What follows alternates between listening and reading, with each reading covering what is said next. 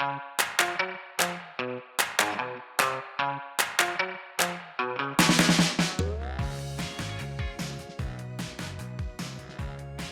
I'm Alvina Ling. And I'm Grace Lynn. And we're book friends Forever! We're childhood friends Who grew up to be a children's book editor. and an author and illustrator. Yay! Let me start over. Welcome to Book Friends Forever. This is the interviewing episode. And check out our website, bookfriendsforever.com, and our Instagram handle at bookfriendsforever_podcast. Alvina, how have you been? I have been interviewing, hence the topic of this episode. But I've finished interviewing. So I had my last interview last Friday. And then I gave an editorial test to my top 4 candidates. Mm-hmm. And then I had a second interview right now with just one because my top candidate also had my favorite editorial test, and it was a anonymous editorial test. Oh, great. And so I just figured, let's see if Megan also likes this person. So I haven't heard fully what Megan thought the interview was today. So I'm hoping by the time this podcast drops, I would have hired someone who is scheduled to begin shortly. So Yay. I'm very excited. I'm excited too. I ended up just seeing a really great group of people, and it made the decision hard, actually, which is what I wanted. I wanted it to have, I wanted it to be a hard decision. Are you allowed to say what position you hired for? Editorial assistant. Okay. 3 of the top 4 were all at that level, but one was at the assistant editor level. So, it just kind of naturally came from the people I met with and who I responded to. So, so more to come. Hooray! Other than that, it's been nice. Like it's kind of been hot again here. I mean, probably for you too. So I don't know. It's kind of hasn't been fun, but Sunday was kind of nice, and we went up to Westchester for a friend's surprise birthday celebration. Our friend Jonathan's wife Twan said, "I want people to come up here and surprise, Jonathan." So we all we showed up. She sent the kids down with balloons, and then we rang the doorbell. And he came out and was sufficiently surprised. So that's a sweet idea. Yeah. So that was fun. And then so my mother-in-law Penny had knee replacement surgery on Monday. So Stephen went out to take her to the surgery, and he's still out there. And thankfully everything went the best it could have gone, and she's home and determined to do everything the right way in terms of all the the PT, and so that's great. And and in the meantime I'm just here working and did monthly karaoke. We sang a lot of Les Mis songs, which was fun. Anyway, how have you been? Good. Okay, so listeners, let us know if I sound better. We just did a whole sound thing. I know that my audio has been really bad lately because things were not hooking up quite the way that I thought they were. And so Alex has come in and he has used his technical prowess, and now I have to wear these big headphones, so yes. It looks like I'm wearing. I will say when you are talking closer to the microphone, it does sound better. So maybe okay, or when you're kind of talking into it, it sounded better. All right, so we'll just keep hoping that this works. Yes, and we'll keep trying to make improvements as we go. Yes. But okay, so other than that, let's see. I've been writing, of course. The early peaches are ripe, so we went peach picking over the weekend, and that was super fun. Yum. But what was really exciting was late on Friday, I received an email saying that Governor Maura Healey was going to sign the Massachusetts Freedom to Read bill in Franklin, Massachusetts, and I was invited to come to the actual signing. And it was a little last minute, but I was like, wow, this is. But it was such a cool thing. Yeah. Um, I did a little bit of work with the Massachusetts Authors Against Book Ban group. Like I wrote an op-ed, I did a couple little things here and there, but nothing compared to like the real leaders of it. But so I was really honored that I was still invited to come to this signing. And so me, Heidi Stemple, and Mike Corrado, we got together and we decided to make the road trip all the way to Franklin, and we saw the bill signed, and it was like it was just such a really great celebratory thing. I was so hot and crowded, and there was just so many people so happy and excited to see this bill signed, which is now law, and we will Yay. protect librarians from getting in trouble just for doing their job, and it's just so great. I want to give a shout out to the leaders of the Massachusetts Authors Against Book Bans, because it's really, really their hard work, like their sweat and blood. Like I could see they were so like we were all emotional, but like Bev especially because they had worked for this so hard. There's Michelle Cusalito, Nick LaRue, Melinda Lowe, and Dana Allison Levy. And if there's anybody I did not name that was really big in the group, I apologize, and I'll be happy to shout out your name next episode. But those were the ones that were there and the ones that I've been in touch with to help out when I could. That's So so great. yeah, so it was just a thrill. I remember when we talked to Padma Venkatrami about getting their bill in Rhode Island passed. So I was like, Yeah. yes, Massachusetts did Yay. it. And so that was really exciting.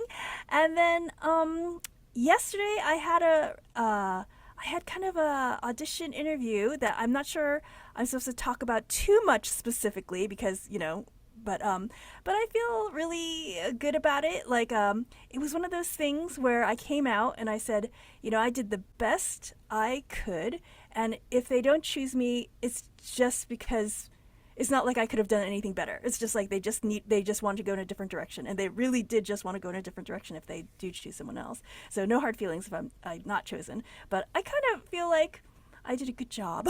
Yeah, that's great.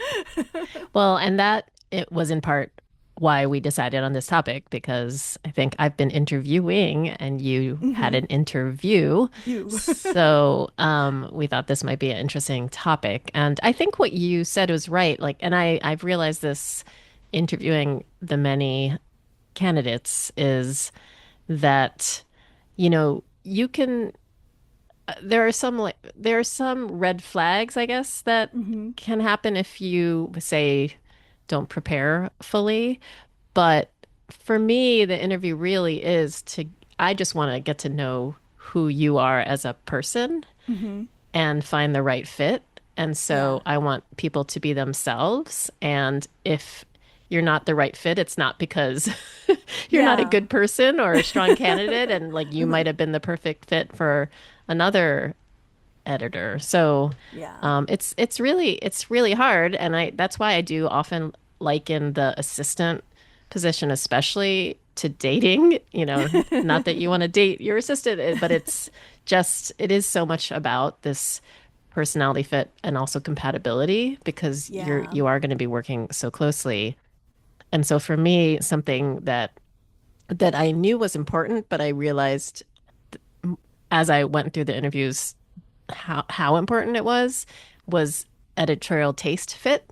I Mm-hmm. realized, you know what, it's not a requirement, like I feel like if our tastes aren't completely aligned, that's fine, Mm-hmm. but it does make it easier, right? Mm-hmm. Because this is a very small imprint Yes. where it is Alvina Ling books. And if the Mm-hmm. person already naturally loves the books that I've edited and acquired, it just makes it more seamless. Yes. So that is something that I took into consideration, and that was a reason why I think some candidates rose higher than others for this specific Mm-hmm. job, and it's not because of personality, Mm-hmm.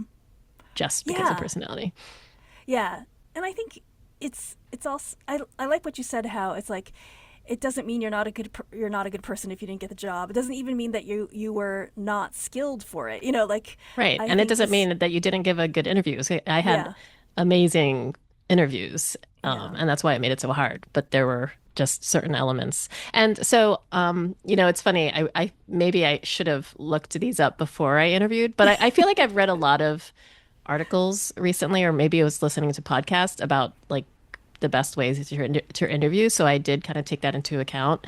And one of the things that I had learned, I can't remember now from which book, maybe it was Adam Grant book, but basically that you should ask the same questions to every person because you Mm, want that consistency. You don't want to be comparing apples to oranges. You really want, and that leads to less bias also because yeah. if you're asking different questions depending on who it is, and if, for example, I remember actually one of the books said that you really shouldn't ask about interests, for example, because that can bias you. Like if you realize, oh, we both love running, Uh and then huh. all of a sudden you have this rapport, and Yeah. then you kind of have Mm-hmm. bias towards liking them rather than just like thinking about it a little bit more rationally of for the specific job and Mm-hmm. the things that are required of the job. So I found this article on scienceofpeople.com on how to be a good interviewer. Hmm. And they said that great interviews share common elements. They feel like Okay. genuine conversations while maintaining consistent evaluation criteria. And they leave candidates, even rejected ones, feeling respected and fairly assessed. They surface authentic information about skills, personality, and cultural fit rather than rehearsed answers, and they generate clear takeaways that make hiring decisions easier. And I hope that everyone I interviewed felt like that they were fairly assessed. Mm-hmm. There were some candidates that I knew pretty early on were probably not going to be my favorite or Mm-hmm. a top choice for whatever reason, but I still went through all the questions because also you never know, like something Mm-hmm. might surprise me. I mean, some of them I skipped a few, but for the most part, because I actually had a long list of Ah. questions. And another thing they say is like prepare specific questions that are tied to the role requirements. Uh huh. So for me, organization is really important to me for this Mm-hmm. job. And I think for most editorial assistant jobs. So a lot of my Mm-hmm. questions were really trying to suss out how organized the candidate was. Mm-hmm. For example, and I think I talked about this last week or the week before, I asked, how do you organize your email inbox? How do you Mm-hmm. organize your to-do list? How do you organize um, your books? I also asked I asked a lot of scenarios. So one scenario was, let's say I ask you to create a system for us to track all of our books Mm-hmm. and their due dates and deliverables and all of that. And that's to kind of get a sense of, well, okay, how do they think? What do they propose? What would they do? So I had actually had a lot of scenarios in my list of Hmm. questions, and I thought those were I was really like, what helpful. would I do? Yeah, Would I you do it had alphabetically by book title, or would you do it by date things are due? I'm like, hmm. I know. For me, it has to be by season because that's how we work. We work Yeah. seasonally and then all the due dates. Yeah. I will say pretty much everyone said a screen, uh, what's it called? A spreadsheet, Excel sheet. Yeah. a spreadsheet of some kind, which I'm not I great with I'd Excel, be but if like, someone I else would sets make it a up, big graph right. with lots of post-it notes. Yes. But it was interesting apparently there's some program called Notion that I think a lot of college students use, but a Yeah, lot of you mentioned people that last time. Yeah. mention Did Notion, you which look at I it at all? no, not yet. I think it's probably more catered to students, is my Mm-hmm. guess. Um, anyway, let's see. So this website talked about a good interviewer and a bad interview. So the good interviewer prepares specific questions tied to role requirements, and the bad interviewer wings it with generic questions. Good interviewer asks the same core questions to every candidate, and Mm-hmm. then the bad interviewer changes questions based on mood or first impressions. Hmm. the good interviewer listens 70% of the time, and the bad interviewer talks more than the candidate. Hmm. Um, and there's more, but I feel like those are the main ones. Um, Well, the one that I'm just skimming down this list. I really thought the last one was really interesting, because the last one on this list is a good interviewer recognizes their own biases, and the bad interviewer believes they're objective, which I thought that was really interesting because I would think most people think they are being really objective when they interview. So like that's like a big Achilles heel, I would think, for most people. yeah. No, I think that's true. I think most people don't, but I think we always talk about this, or not always, but in publishing, especially in the diversity conversation, we do talk about how like tends to hire like. Mm-hmm. So, if you're a white man, you probably identify more closely to white men, other white men. And so I do think it's important to keep that into account. I definitely kept that in mind when I was interviewing, and there were like I am comfortable with other Asian people, so I Yeah. just kind of like just made sure to not Mm-hmm. be pulled totally, Mm-hmm. towards that bias either. So Mm-hmm. yeah, it's tricky though. Well, why don't we shift to how to have a great interview? Ah, So, okay. so you said you felt like you did the best job you could. Like what about your interview, if you can share, do you feel like Um, you did well at? well, my interview was a little bit more like an audition.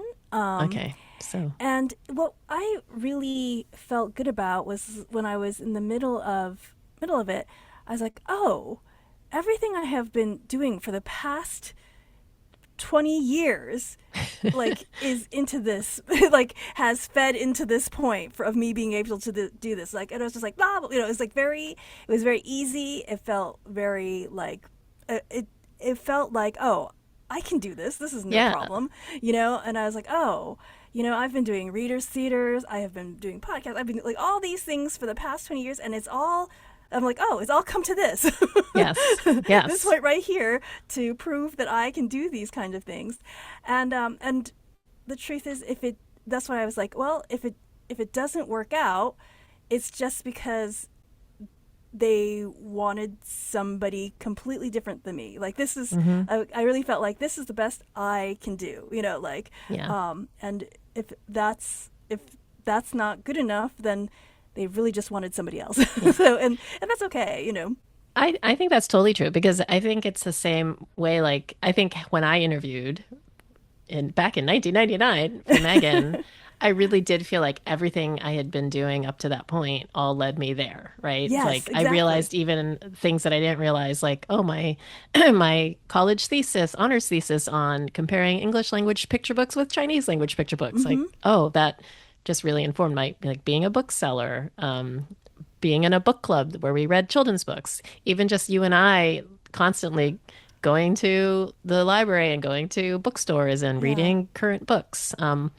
All of that just made it very easy to show my passion for children's books Mm-hmm. and also my knowledge. And I think that's what really distinguished for me the candidates who I could very easily say, okay, they're not right for this position, Mm-hmm.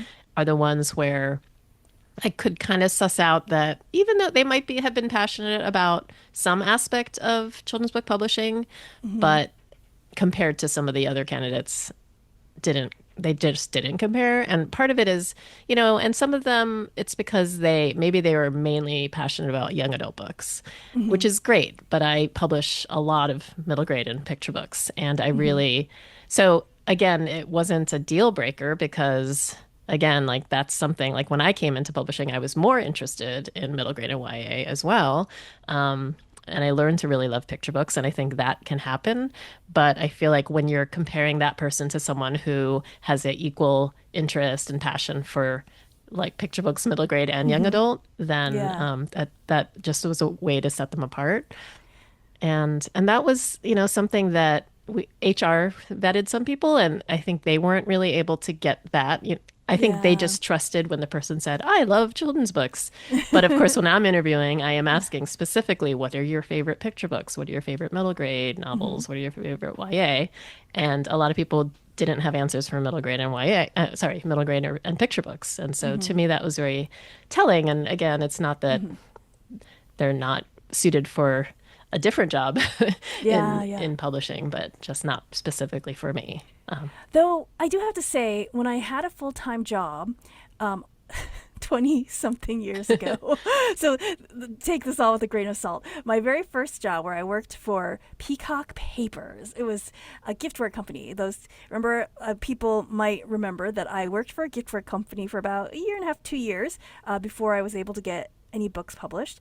And we made t shirts that said, World's Best Dad, and like mugs that say, Did anyone ever tell you you're terrific? And um, I never wanted to be never wanted to make those things, but like I needed Right. a job, and I remember going into that interview and giving the what I thought was my worst interview ever, right? And I remember Amy was her name, and she's asked me, "Well, where do you see yourself in 5 years?" And I said, "I don't know."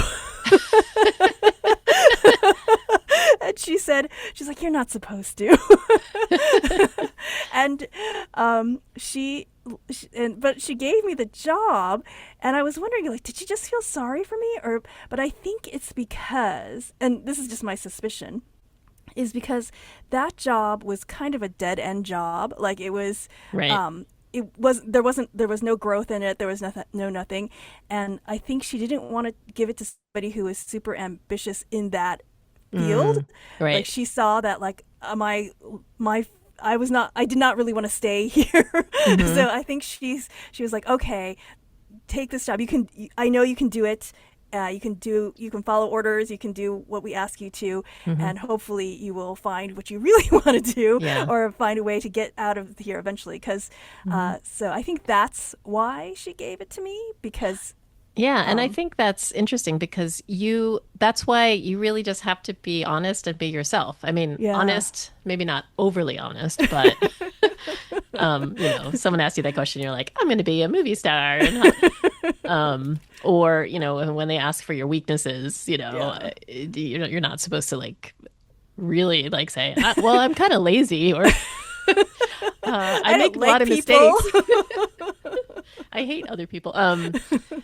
But at the same time, like you do have to be authentic because you never know. Like for me, I also do ask them, where do you see yourself in 5 years? And for Hmm. me, again, for this specific job, I am looking for someone who wants to stay in children's book publishing. Yeah, But I don't know, maybe 10 years ago, I wouldn't put as much, import to that question because yeah. I'm like, it's fine if they just want to be an assistant for a couple years and then see what their next step is. Well, I remember you saying, gosh, at one point you were saying that you were thinking about how there should be editors who don't want to move up the ladder, who just want to just do like one specific thing. I don't Hmm. know if that ever came to fruition, but I was thinking about that in terms of my job interview with Peacock Papers.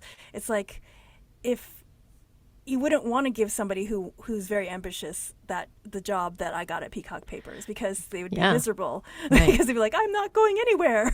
So Yeah, and so you wouldn't. I So if know. somebody didn't want to go anywhere in publishing but just wanted to edit, like that job where there would be no moving up the, like you're not going to be VP or anything like that. Like maybe that's what you would look for. So I guess it's all what you're looking for. Yeah, I mean, for example, like when Megan Tingley, the president and publisher, is looking to hire an assistant, it is mostly admin, and so for her, she does not want to hire someone who wants to be an editor because Mm, it's not a path to editorial. yeah, So, so I think it's just important to be honest, and that will yeah, inform whether or not you potentially, if the job is right for you. yeah. So I do ask typical questions like, and I always say, what are your top three strengths Hmm. and then I say just two weaknesses. Because I do like to ask more than one because most people prepare at least one, but Yeah. I kind of like to delve deeper. So what are your top three strengths, Alvina? I mean, number one is passion. Mine too. Yes. I think I'm also very um uh um I was gonna say proactive, but I mean that actually is not true. What are my three strengths? I think it is that I work well with a lot of different personalities. And what is number three? I mean, I think that I am a good communicator. I say as I stumble on this I podcast. think you're a good communicator, but I actually think one of your biggest strengths is how you lead by example. Mm, So, though I guess it would be kind of weird to say that in an interview. right. It's like, what's your strength? I lead by example. I know. Actually, I mean, so this is fair. A lot of these questions when I ask, the candidates these questions, and at the end, I always ask, "Do you have any questions for me?" And I always, hope none of them ask any of the questions back to me, except sometimes I think one person asked me for book recs and that kind of thing, and that's fine. But I was always like, "Oh, I don't know. I have not prepared to answer any of these questions. I don't know what I would say for my greatest weakness. Maybe, see, I would not say this in an interview, but for me, maybe it is organization, which is why I am looking for an assistant who is very organized. Yes. But with weaknesses, I think the best way is when people. I think I only had two people who said perfectionist. That used to be the kind of the stereotypical weakness that Yeah. everyone says, and I think people have gotten away from that because it They is know. Yeah. stereotypical. But I think a couple people when they said it, it's probably because it was true, right? Hmm. And it's definitely not like that wouldn't be true if I said it.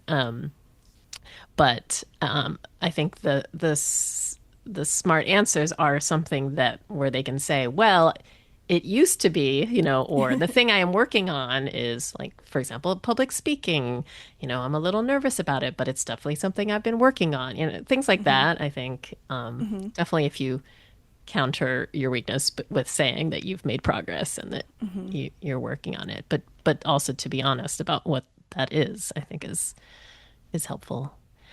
Um, I do think so. This I found a article on Indeed.com career guide and how Mm. to 21 job interview tips, how to make a great impression. And some of the things they say is to research the company. And one of my friends said that once she asked a candidate who the CEO of the company was, and they didn't know. And I think it's just I don't ask that, but it is a way to see if they've just done their Oh. research.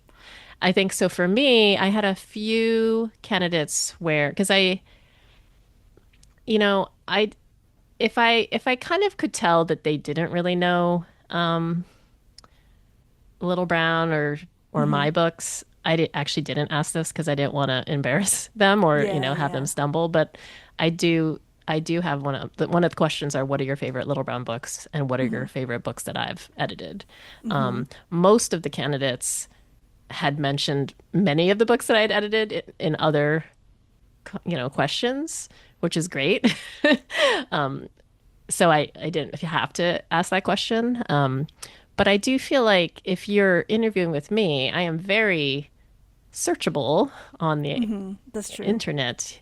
You know what books, at least some of the bigger books that I've edited, it would behoove you to do some research and be familiar with some of the books that I've worked on, especially if you're interviewing to be an assistant at Alvina Books. So there were some candidates who I didn't have a strong sense of that they had done their Hmm. research about the company. So I think that is, just a little bit of a red flag. Gosh, I'm so glad I don't have to do real interviews.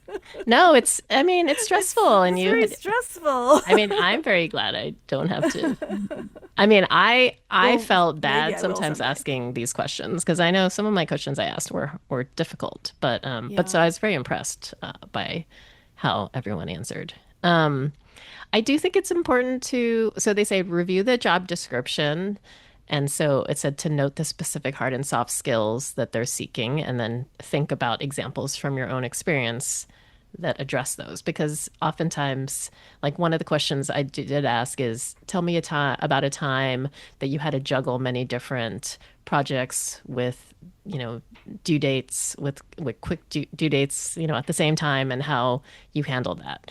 And that's an important thing to be able to answer. So, and they said practice answers to interview questions. I mean, I've definitely helped friends interview, Mm. and I would ask them practice questions and they would respond. And I do think it's, as someone said, like, don't practice your speeches. Like that's not. It's not helpful.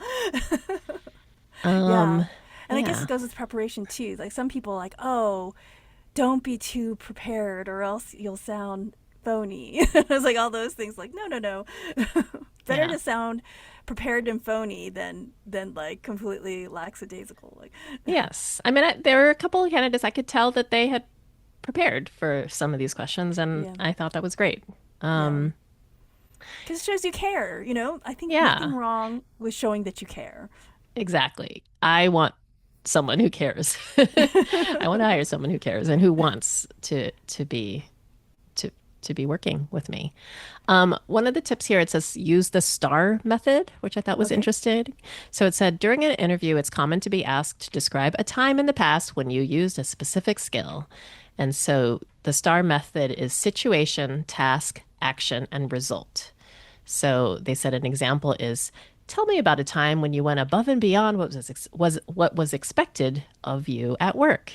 And so the person could say, in my previous role as a marketing coordinator, our team was given 5 days to prepare a client presentation that would normally take 2 weeks to complete. So that's the situation. And then the task is as the lead researcher on the project, I was responsible for gathering all competitive data and market trends to support our recommendations. And then Gosh, it would be action. so terrible to do Yes. these. I quickly separated the research into three categories, delegated, blah, blah, blah, and then the result was we delivered the presentation on time. So, um, I do think that Yeah. that's a great method to think about. Yes, it Um, is. it's Gosh, I would not do well. I really hope this writing and illustrating books keeps going for me because I'm real in trouble if I have to go back to get a real job. one of the other tips is to arrive early, which Oh, everyone arrived early, which is great. now did people wear a suit? Most people did not because they do say to research, I mean, everyone dressed very nicely. Honestly, I didn't really notice what people were wearing, which is good. You shouldn't notice either way. Like, you It know, was it was so funny because when we went to the signing for the bill, right? And I was like, "What do you wear to a bill signing?" And I was like, "Should I be wearing a suit?" And Mike Corrado was like, "I'm gonna wear my suit," and I was like, "I don't have a suit. Like, I don't have a blazer." I was like, "What do I have that looks like professional, like a blazer?" And what I was did you like, wear? "I've I got saw the nothing." photo, but I didn't Yeah, I notice just wore like like a a dress. dress, Hmm. like a summery dress, because that's what Heidi was wearing. So I was Right. like, okay, if we are underdressed or too artsy, we'll be too artsy together. But Yeah. I don't know if this one didn't mention it, but I think other websites had said like research the industry and kind of dress appropriately for the industry. And so, publishing, we don't wear suits. So I hmm remember when I interviewed for Megan, and I remember you helped me uh-huh, I remember. figure out what to wear, and I ended up wearing like a black skirt and this like purple, like kind of a bright purple shirt, and I had a blazer, but it was so hot that I just carried it. And Megan said that I really stood out because of that, because she said everyone else had like boring interview suits, and she didn't like that. But I always thought that was interesting because another person would have been like, "Oh, she didn't wear a suit, so therefore she doesn't want it enough, or she's not Yeah, she's not taking professional." it professional. Yeah, so Yeah, yeah, I guess it just goes to show it is your personality, you know, and yeah, maybe it's maybe if it's good to twist things. So if you don't get the job, just realize it wasn't meant for you. I mean, that's how I feel about this interview that I just did. Like, if I don't get it, I'll be sad because I'd really like it. Sounds like really good to me, but I'll also be like, well, it just wasn't meant for me. I mean, that's all I could do. yeah, So, so it's kind of nice to twist it that way. yeah. A couple other, one is keep your answers concise. I will Hmm. say that some people rambled a little bit, and I think that's natural if you're nervous. But if you ramble the whole interview, then I can't make it through all the questions, and then we run out of time, and so I think that is important. It said stay positive, avoid speaking negatively about previous employers or experiences. Um, and then just some interview tips for after the interview. One is to send a thank you letter. I can't emphasize this enough, to be honest. Like, I do feel like this used to be a must do when I was interviewing. And I Hmm. think we've noticed that this has kind of fallen off a little bit. Like a snail mail letter or email? Nowadays, email. I Okay. think back in the day, we got more Yeah, I snail remember mail. writing snail Yeah. mail. Now it's just emails faster and a little Hmm. more sure that it will arrive. Hmm. Um, I so I know my boss, if they don't send a thank you letter, it's basically a no. Like that's, Really? it's disqualifying. Um, for me, I'm not like that, but I definitely notice. Oh, Um, interesting. and there were two candidates who didn't send a thank you letter. And I will say one of them did make it to my top four, so it's not disqualifying, but it is something I notice. Huh. And I do think the thank you note is such a great way to just make contact, show your enthusiasm again, maybe mention something from the interview that was memorable to you or will be memorable to the interviewer. Hmm. So I do think that's important. Um, so yeah, those are the Interesting. interview and Now I interview just realized, I was like, I we guess I should send a thank you. you should definitely send a thank you. Go do it right now. That's I good. know. Um, all right. Well, so now moving on to our fortune cookie segment. Okay. This is a little random, but I had this idea and it's about waiting in line. What do you think is worth waiting in line for? And I was Interesting. inspired for this question because there's a cafe around the corner from me called Lisbonata, and Okay. so when it opened, it's basically a Portuguese egg tart cafe, and Mm-hmm. they have, coffee, drinks. It's actually owned by, I think, a Turkish couple, though. Um, and, the egg tarts are great. We've actually gotten them to just try, but also to bring to parties. We went to like a pie day party, and we were Mm-hmm. like, oh, let's bring Lisbonata tarts, and they were a big hit. Um, but the other day, Stephen was walking by and he noticed they were filming or I don't know, and there was a line, and he said, "Oh, they have frozen yogurt now that I guess has gone viral." And Oh. so we decided we wanted to try it because they're very kind of special flavors. Mm-hmm. So on Friday afternoon, we had gone to early happy hour, and then it was right across from Lisbonata, and there was a long line, and we thought, you know what, let's try it. And so I think the fact that it was in our neighborhood, it was hot. It was also Friday afternoon and or evening, and we're like, well, we don't have anything else Mm-hmm. that we need to do. So for us, we thought it was worth it to wait in line, and it really was worth it. So we got, and I think what makes it special is so the flavors are special. So the first time I went, they had an heirloom tomato soft Hmm. serve. Mm-hmm. And it came with, there's a lot of accoutrements. So there Mm-hmm. is olive oil and Huh. they have some of the pastry shell from like the tarts they put in there. And Uh-huh. it's elevated. It just feels special. And I think, and they make each one separately, and you could see the guy through the window making each one and like Uh-huh. a specific amount of, ingredients. Um, and I went again today after lunch. I had lunch with an agent now, Andrea Colvin, and after lunch, I said, "Do you like frozen yogurt?" And she said, "Yes." And I said, "Well, there's this place." So we went, and actually, there was a much shorter line, so we didn't wait Uh-huh. as long. And today I had watermelon and feta. Hmm. And Andrea tried I think it was sweet corn. but it was, yeah, it's just the all the ingredients are really special. And so for me, I just feel like if something feels elevated, I think it's worth waiting in line. Like I would wait for Ippudo Yeah, well, ramen or yes, Din when Tai we go there. Fung. Uh-huh. But I I wouldn't think wait for like I don't know. I wouldn't really wait for pizza or just or like like cookies, like normal mhm. cookies, I guess, or even just ice cream. I wouldn't really wait in line Yeah. for ice cream. Yeah, there's like this crab shack in Maine that there's always this huge long line, and I think it's called Reds. And I remember when we were there the summer before last, and we like saw this huge long line. We're like, should we wait? We just were curious because like everybody was waiting there. It must be something special, but it was so long. We're like, it's not worth it. Like even the best crab cake is not worth this line.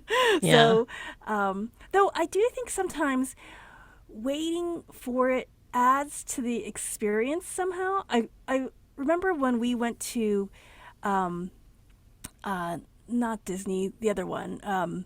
Anyway, in Florida, we the Harry Potter's world Hmm. a couple years back, and we went on Hagrid's ride, and it was the longest line to get on this ride. Right, it looks like 2 hours. It felt like forever, right? And I'm like, is this gonna be worth it? Is this gonna be worth it? And when we finally rode it, it was so much fun, and it was kind of like, oh, like that was great. I don't know if we would do it again, like wait again for it, but like it was kind of worth it for that one experience. Like, oh, okay, and like it kind of makes it like this experience that you always remember because like it was such a long line, and then you Yeah. did this really fun thing. So, That's true. I and mean, maybe Disneyland is all about the lines. It's yeah, like and an maybe hour if we wait. got on right away, it wouldn't have been so memorable and so like wow, like Yeah. so who knows? There is the kind of, it makes you evaluate whether or not it was worth the wait, for Yeah. example. So, Mm-hmm. and I think there's something about like, like you can't appreciate if it's always sunny, you don't Yeah. appreciate it as much. But if, it's rainy or, Yeah. um, so yeah, I guess that contrast. But yeah, there's a restaurant, uh, Tom's Diner in our neighborhood, which is, it's semi-famous. I think it's the Is it Suzanne Vega Suzanne Vega? song. Yeah. Oh, really? Yeah. So, but Now I kind of want to go eat there. it's really just a diner and the food's Uh-huh. Oh, just diner there. food. It's not Uh-huh. good, but on the on the weekends there's a line and for me Uh, it's like that's not worth yeah, waiting in yeah. line for that. It's there's usually not a line on the weekdays, but also now I don't even think it's worth going because the food's not good. But Well, it depends on what you value, right? So you value the food, but other people might just value being able to say that I was Yeah. at the Suzanne And I guess, Vega. I've been there, so it's Yeah, not, yeah, yeah. I don't need to go again. Um, but opposed to some other restaurants where it's like might be worth it. Yeah, worth trying once. Yeah, I don't think I would wait in line. Like they wait in line for iPhones and stuff like that. I don't think I would wait in line for something like Yeah. that. Yeah. I know some people, I listened to this podcast, it's been a minute, Hmm. and they were saying how people were waiting in line for to see the Odyssey movie. In fact, that Mm. like some people bought their tickets like last year for this year Wow. to see It on the IMAX, right? yeah on IMAX Yeah. because it was so hard to I did not see find it a in theater. IMAX. Yeah. Totally forgot that was something to do, which is fine. And I was like, I don't know if I would. I mean, maybe it's if I love the Odyssey so much, like maybe if I was Gareth Hines who like did a book on the Odyssey, maybe I would. Yeah. But I do remember waiting in line for movies back in, when I was a kid. Like I remember the Back to the Future movies we always waited yeah, for. And, there'd always be like a long line and you just yeah, wait. Um, I yeah. Something I remember about being waiting a in line.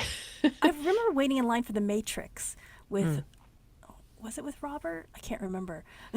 yeah. And I think, in a way, waiting, depending on like the line, how long the line is, if you're busy, what you have going on. If you're Yeah. with someone and you're like, well, we're just catching up anyway, so Yeah. it's might as well we're just talking in line.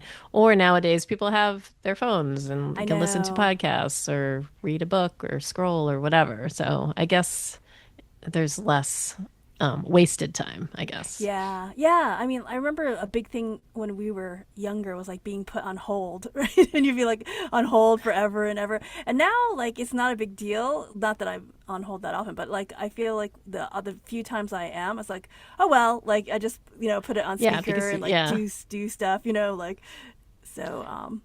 it's Which true. didn't seem like there was that option as much back then. Maybe because you had to hold the phone. You had to Right. like. Oh.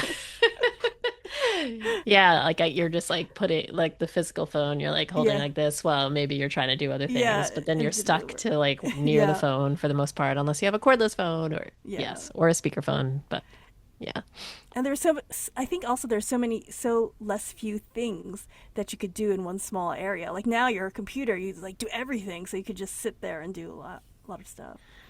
it's So, true. Anyway, waiting in line.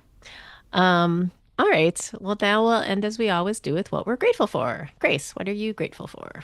I am so grateful for unexpected opportunities. It's so Yay. fun to have things like signing of the anti book banning bill just pop into my email, or even this interview, like all these things just popping in out of the blue, saying it's like the universe saying, "Would you like this?" Like it's kind of fun. I think I have for so long felt like I've had to make my own opportunities, and I think that Mm. is true. Like 90% of the time, you do have to. At least I feel like I have to make my own opportunities. But it's super fun when that other 10% of the time, it's just something that kind of falls in from the universe. So I'm really grateful when that happens. Yay. How about you? I am grateful that I am very close to hiring a new assistant. And I'm Yay! grateful that met with so many wonderful people for that. And I'm also grateful that my mother in law, Penny's surgery went smoothly and that everything seems to be going well. So, Yay! yay. All right. And that was the interviewing episode. Thanks for joining us. And thanks to Alex at Pacey Work Studio for editing this podcast. Please rate and review us on Apple Podcasts and tell a friend about it. And tag us on social media using the hashtag BookFriendsForever, or send us a message via Instagram at bookfriendsforever_podcast, or via our website bookfriendsforever.com. And please join our Patreon. The link is in the show notes. And also, please drop us a line if my audio is better, so we know. Yay. I'm Alvina Ling, and you can find me at Alvina Ling on Instagram, Blue Sky, and Threads. And I'm Grace Lynn, and you can find me at Pacey Lynn on Instagram and Threads, and author Grace Lynn on Facebook. Have a great week. And don't forget to read. Bye!